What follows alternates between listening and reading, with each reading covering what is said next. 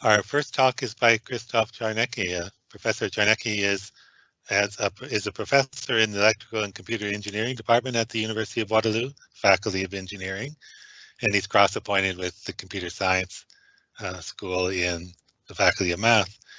And he heads the Waterloo Intelligent Systems Engineering, or the WISE laboratory, a very clever name. And he is a leading expert in the safety of AI-enabled robotic systems, with a focus on perception and decision-making functions.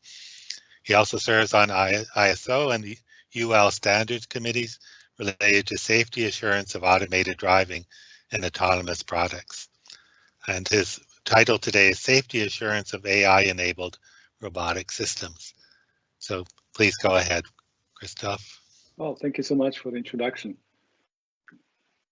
So in this presentation, I would like to motivate the challenge of assuring the safety of AI-enabled robotic systems.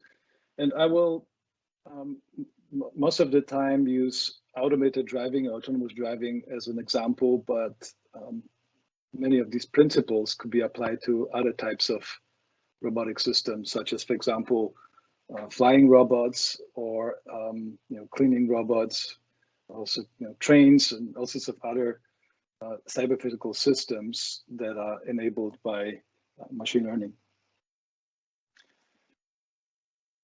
For automated driving, what are we talking about? So the target for these robotic systems is to achieve what's called level 4 automated driving, which is the idea that we take the human completely out of the loop of controlling the vehicle, and so essentially we can remove the steering wheel. There's also this notion of level 5 autonomy, where it could operate anywhere where a human could operate, human driver could operate. But that is pretty far into the future to have this possibility of driving, let's say, in any downtown of any major city in the world, and in any weather conditions and so on. That's still far away. But today, just looking at the picture here, for example, Waymo has already deployed what's called Waymo One, which is the robotic taxi service that's operating in Arizona, in an area of Phoenix called Chandler. And so just members of the public can actually hail rides in those autonomous taxis, and there is no safety driver on board. So within a certain geofenced area, you can today take a ride. The maturity of these systems is not yet there to scale it everywhere. Particularly, let's say in Canada, we have to worry about weather. And it's still quite expensive to continue doing the development of these systems and get it to a point where a viable business is possible. But there is no question in my mind that it's just a question of time. Maybe it's 10 years, maybe it's 15, maybe it's 20, until we will see these robots on our streets also here in Canada. And besides these shuttles and robotic taxis, there are also other applications for autonomous driving, including delivery. I'm showing here two types of delivery. This would be like the so-called last mile delivery, often between stores, like, for example, whether it's Loblaws or Canadian Tire, for example, and some distribution center, or just simply tracking of highway systems. So, for example, in the US, about 70% of goods are tracked, and the percentage is somewhat similar also in Canada. And one of the key drivers for these development are economic drivers. So let's say for the robotic taxis, we have certain cost structures. So, for example, in ride hailing, it's about 50%. It would be the fuel cost and vehicle depreciation. Maybe 25% is the pay for the driver, and another 25% will be taken by the network companies like Uber or Lyft. And it's clear that these companies would like to replace the driver completely and optimize the system just using basically AI and have robots do the service delivery. And in the context of automated driving for delivery, we have the challenge of truck drivers. First of all, the shortage of them. So there's a huge shortage of them in North America. Number two, we ideally would like to send these trucks at night where maybe the roads are empty. And of course, a job of driving trucks for long periods of times in at nighttime, it's training, and it's not a great job. You're away from your family, and so there's clearly would be benefits of being able to automate such transport. And perhaps the biggest and most important benefit of such systems in the context of autonomous driving would be the potential for reducing accidents.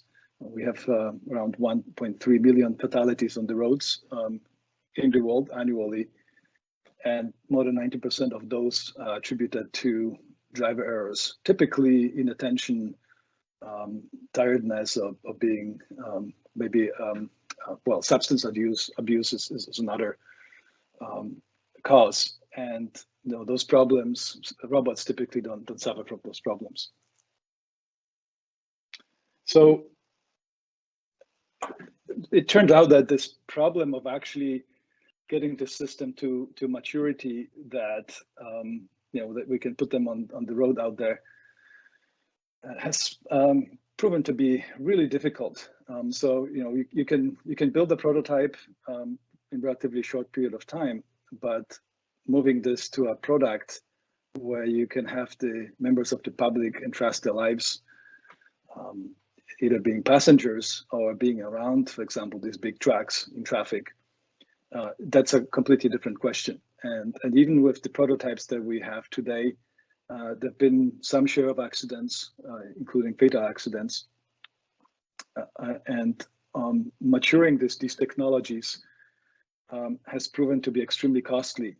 So these companies, the big companies, the big ways in autonomous driving, they're spending billions, literally, several hundred billions per quarter on development, and it's probably still years away until we get the maturity there.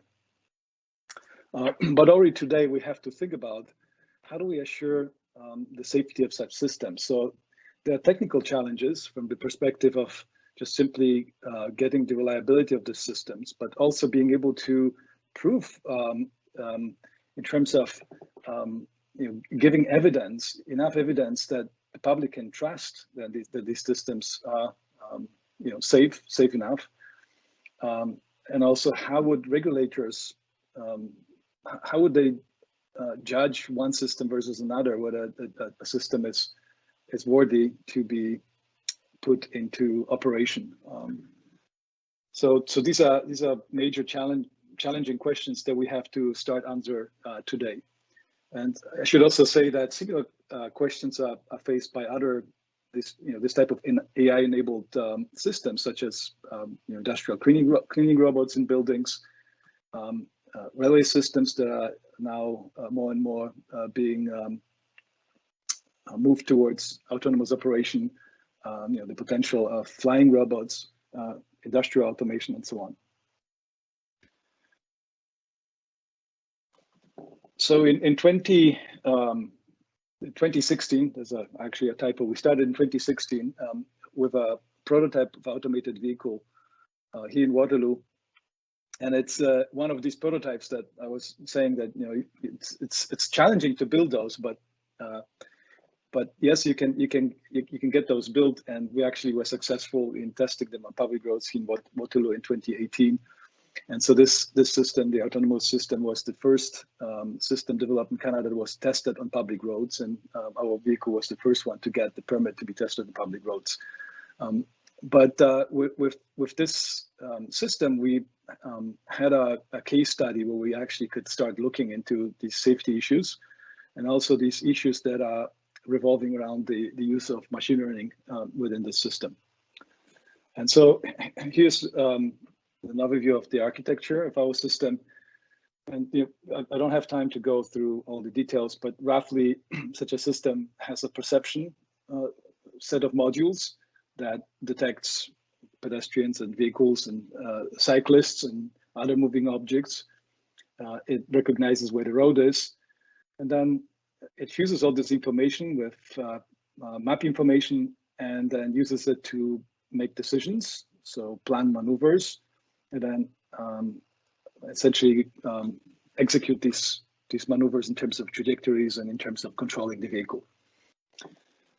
Now, AI plays a major role in these systems, and even in this sort of so-called first-generation stack that most of the current prototypes are still using, like this one, our autonomous stack. At least the perception part heavily relies on machine learning. So we have, for example, our vehicle and pedestrian and cyclist detectors are all deep networks. We have also, in our lab, developed trackers, dynamic object trackers using deep networks. But now increasingly also prediction relies on deep neural networks, but also even decision making. So machine learning is essentially now taking over more and more pieces of that architecture.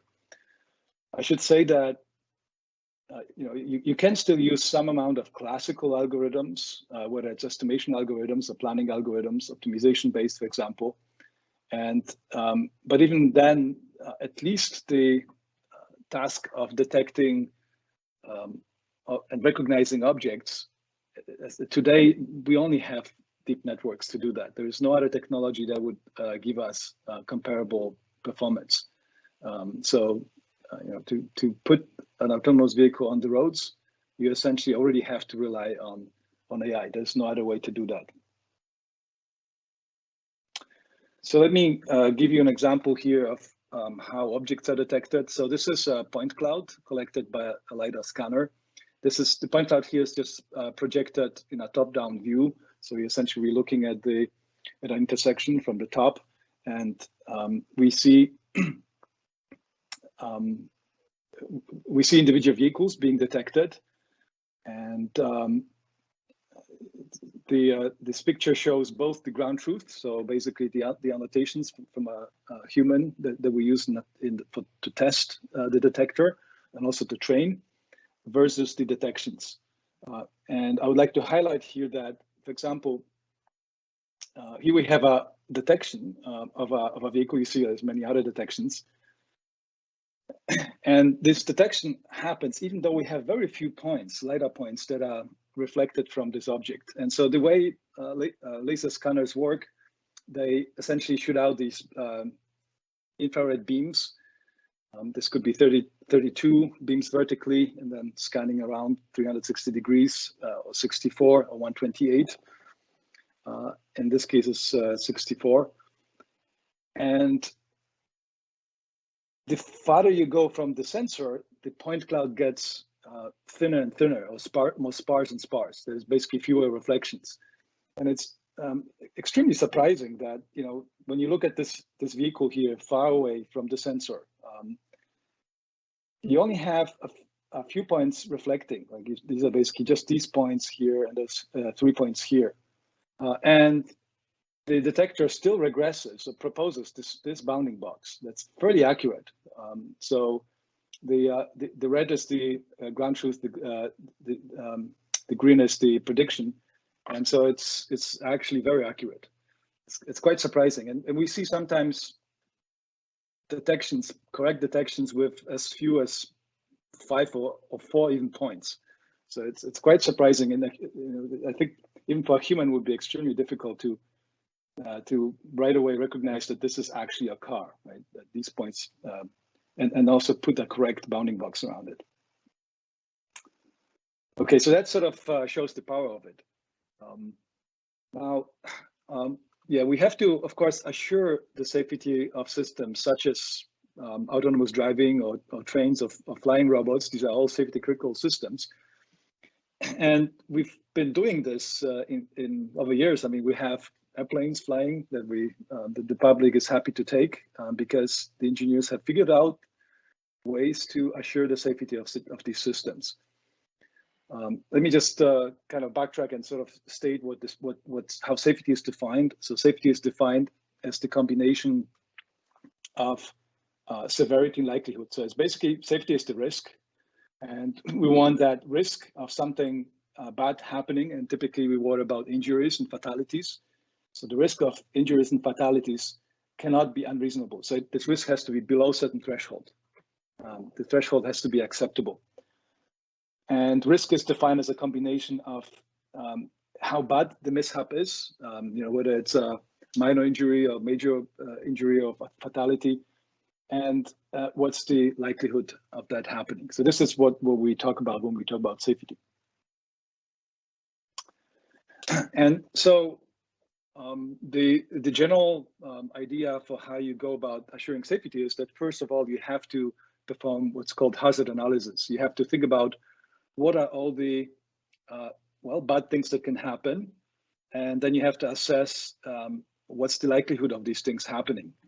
And within hazard analysis, we typically, for example, for automated driving, for these type of robots, what we first do is really ask this question in various different situations or in different scenarios. What are the misbehaviors that can happen on the parts of the robot that could lead to bad things? So, for example, in autonomous driving, let's say if you're following a vehicle and the vehicle in front brakes hard, then a misbehavior would be for the vehicle, for the robot, not to brake for that braking vehicle, right? Or if you're approaching some stationary obstacle, maybe it's a parked vehicle, a misbehavior would be just not to fail to brake and then, of course, crash into the vehicle in front. These are the hazards that we would list as the bad behaviors or misbehaviors that are hazardous. And then from that, we have to think about what are all the things that can fail. And you can imagine that in a system that relies, let's say, where the perception is done using AI, obviously, if we misperceive the environment, that can very easily lead to bad decisions. And for example, can lead, like if I don't detect an object, I will just crash into that object, right? So the next step is, once I've done hazard analysis and identified all these hazards, I have to think about the architecture and what are all these sources of within the system of causes for these misbehaviors, for these hazardous misbehaviors. And then I have to think about, well, how can I prevent them? So some of them I might not be able to prevent completely, but maybe I can reduce the risk of them to acceptable levels. So I have to have ways to also assess what's the probability of certain faults or failures occurring. And then I have to have ways, so-called safety measures in place as part of my safety concept to assure that that essentially these hazards that lead, or these failures that lead to hazards, do not occur.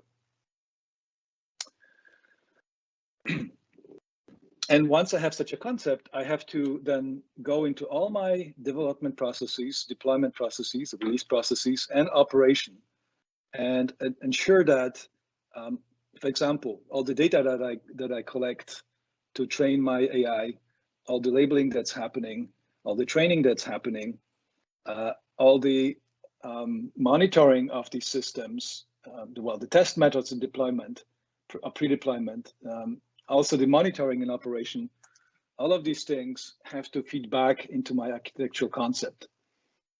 And I have to take a close look at this life cycle plus my architectural ideas, and then summarize a so-called safety case or safety argument in which I rigorously show that all the identified hazards have been addressed to a sufficient level of low risk. And that also I have been complete in doing that, meaning that the residual risk that there's some remaining problems, that residual risk is also small. And so this is what all safety assurance methods have to achieve for us to, in the end, be able to take the safety case and convince whether it's the regulator or the public that the system is safe to operate. Now, in the context of these robotic systems, there's a lot of things that can go wrong. So let's look at some of these sources of hazards.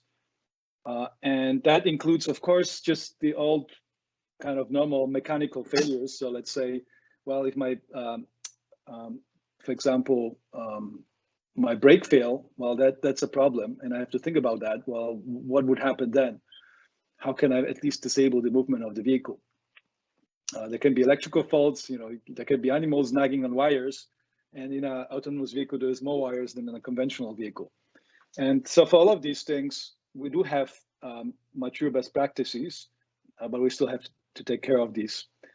For computer software and hardware, there are also methods. This is more challenging, and even today, we still have bad computer errors that cause disasters. But some of the challenges that are coming from sensors and machine learning, and also from the need to make these decisions in operation, often in an open world where you have to interact with humans who are sometimes unpredictable. And you have an unpredictable physical world where maybe a tree branch falls in front of the car, or you have animals that just run into roadway. Like, these things are not controlled, right? So how do you make best decisions within such an environment? And how do you assure that? So these are the kind of challenges we have to address for these autonomous systems. And so I'm listing some of the standards that are being developed to address this. So this is so-called SOTIF, or Safety of the Intended Functionality Standard. This is the Functional Safety Standard. So many industries would have their own standard for functional safety. And here, these are new emergent standards. The UL 4600 standard, it's a quite amazing comprehensive standard that it's almost like a huge checklist of all the things that can go wrong. So it's a wealth of knowledge when someone's trying to deploy these AI systems. And I'm seeing that I'm kind of here running out of time. I want to also mention that there's obviously cyber security, which has an overlap with safety, but my focus here is just on the safety part here. And I will probably skip some of the coming slides here, given the shortness of time here. But I wanted just to highlight that these are the areas today that are still under development. There's some of the research, for example, that we do here at Waterloo, also at the WISE Lab. And for those who are interested, we've actually put out a large report that sort of goes to this life cycle of developing such AI-enabled robotic systems and looking at functional safety and which parts of functional safety cannot be taken as is from the existing standards, but need to be updated for AI, and how to update them. This is described in this report that we put out, and which you can download yourself, and if you're interested. I'm going to kind of skip part of the presentation here in interest of time, and just sort of say that as we assure machine learning particularly, we have to worry about the whole life cycle of, and I'm going to show this in the next slide here. When we, for example, train object detectors, we have to first define, what are the concepts that we're tracing. So for example, we want to detect pedestrians and cyclists and vehicles and classify different types of vehicles. And we have to actually very precisely understand what are the differences between pedestrians and cyclists. And this is actually not always so clear when you look at real data and you see, what is it when a pedestrian is walking a bike? What if it's a tandem and there is additional passengers? How should AI recognize these objects and describe these objects? So there is quite some work to actually develop the labels that we use to annotate data. And then the question is, what are the scenarios that we need to collect to do the training and testing? We have to have sufficient coverage of operational scenarios. Then, once we collect this sensor data for the relevant development scenarios, we have to label it, and we have to do this also with sufficient quality. Then we have to train models, and we have to do this again with sufficient quality. These models have to be good enough in terms of their uncertainty, and also recognize all the objects that we would encounter ideally in our so-called operation design domain. And we have to worry about the fact that maybe some of the scenarios that we encounter in real world might not be exactly the ones that we used in development. And so we'll have to have a cycle here to recognize such objects and sort of send them up, send this data to the cloud and improve our models, right? So the idea is that we can use this type of diagram to essentially identify all the places where things can go wrong. We call those uncertainty factors. And once we have these uncertainty factors, we can actually then go and start asking questions. Can we first of all somehow measure each of these factors? Whether it's scenario coverage, whether it's the uncertainty from sensors, whether it's the model uncertainty, and whether we can also then control them and reduce the risk that comes from each of these factors. And so I don't have really much time here to go over each of these factors, and I'm happy to, if someone wants to follow up, to provide more information. I just wanted to show one example. So I said initially that we had this amazing situation of recognizing objects even with like 5 points. But here is an example where we see a scan of a vehicle. This is also the camera image for the vehicle, for one vehicle, another vehicle, and this is this vehicle. The point cloud for this vehicle is actually here enlarged. There's lots of points. You see the full shape, and surprisingly, we tested 5 different independently developed and independently trained object detectors, 3D object detectors for LiDAR.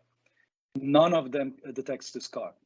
And so we've done this, repeated this with several open benchmarks, and we find always a handful of objects that are sort of naturally adversarial, and it's completely mind-boggling. Why would the networks can recognize these objects with 5 scan returns, and here you have the full thing, and it just doesn't see it, doesn't recognize it, and it's sort of persistent like that. And so we're working on methods to explain these cases, also to do augmentation, and so alleviate these problems. And I'm pretty much out of time, so let me just actually go to my summary slide. I wanted to tell you more about this, but we're running out of time here. Okay, let's see. It's also decision making and simulation. And oops, here we go. So I just want to summarize that it's important to look at the entire life cycle of developing such robots with AI.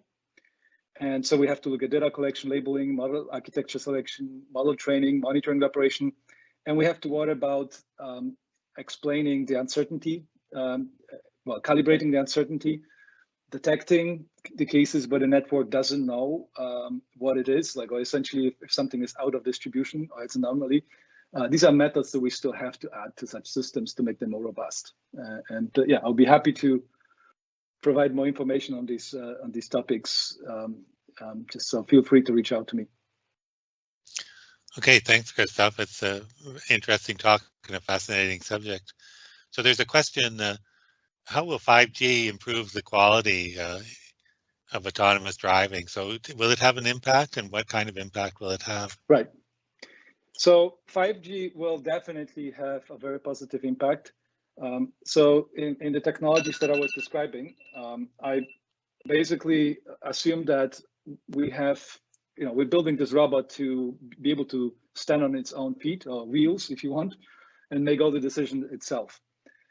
But the big advantage of 5G comes in, from the perspective that even a single vehicle cannot see everything using its own sensors. So essentially, by being able to communicate with other vehicles can provide information from places that are relevant to the ego vehicle or to the subject vehicle, but it's occluded, it's not visible, right? Let's say it's, the car in front of you can actually see around the corner that there is a vehicle coming that will be relevant to you, right? So that's sort of one idea. The other idea is that with 5G, we would be able to actually have this vehicle communicate to each other. And so, for example, if you want to merge, you can negotiate that ahead of time. And if the other vehicles decide to let you in, you can essentially now run much more efficient algorithms that's sort of what's happening with humans, where you kind of have to signal and maybe then try to push in yourself. So obviously this will be more and more interesting when more and more vehicles will be automated. But even with just human drivers, there's a lot of opportunity to have advanced driver assistance systems that use 5G. Thanks. So we have just 2 minutes left. So let me ask a quick question. So we met with some members of the German Parliament, the Bundestag, and they complained that there wasn't a level playing field for research in autonomous systems because North America was the Wild West and Europe had to be very cautious and had to follow very strict rules. Do you want to comment on that? Well, it's a tricky subject, right? But that sort of shows that there is a huge tension between regulation and protecting the public and allowing also innovation. And I have to say that it's way too difficult topic because I can put one hat and just say that if we have too quickly too strict regulations, we can very easily stifle any innovation. And even switching the subject, Europe found themselves being behind now with vaccinations compared to, let's say, US, because of regulations, they didn't engage with the companies that make the vaccines right away. And also they didn't want to take care of the liability. And the US said, no, don't worry about it. We're pouring all the billions here. We wanted this stuff to be on the market as quickly as possible. And it actually paid off, interestingly. Yeah, but of course, on the other hand, you see Tesla making amazing things. On the other hand, one has to be careful because we're playing with lives here, right? So regulations is important, right? All right. We'll have to leave it there. So thanks a lot, Krzysztof.